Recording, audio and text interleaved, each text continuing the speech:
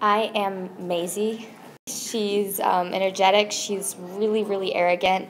She's a show-off. Yeah, that's basically it. She cares all about her looks. She's the part that, gets Gertrude, one of the birds, tells Gertrude how to get a bigger tail because Gertrude wants this big tail. So Maisie shows her how to do that. And then Maisie has this egg, but she wants to go on vacation because she's very energetic. She doesn't really want to sit on an egg for the whole time, so she tells Horton to sit on it, and instead she goes on vacation. Instead of coming back in like an hour or two, instead she stays for like days and days, and so Horton's just sitting there. So she's kind of that person who just kind of changes the story, but they're not quite the villain. They're just kind of the naive character. It's really fun to play the character. Because it's not just some boring character who just walks around stage or something and just kind of cries all the time. It's this character's always like, "Ha, I'm the best, yeah," and there's a lot of sass in it. It's really fun to play her.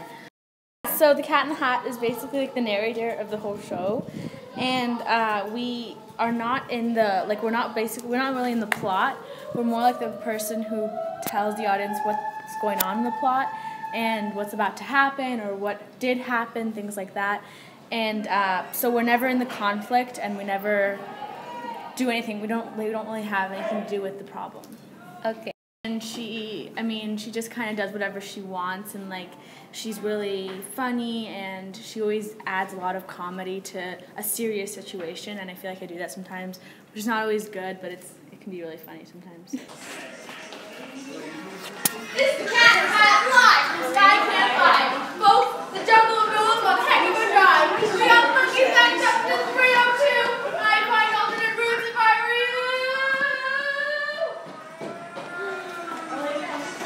I'm one of the main characters, when it comes to good guys. Horton's sort of a very...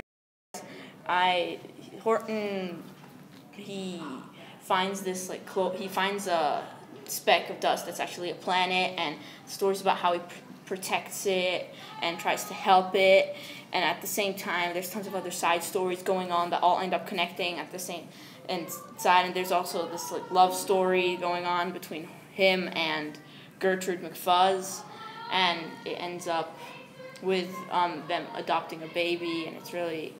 Come see Seussical the musical.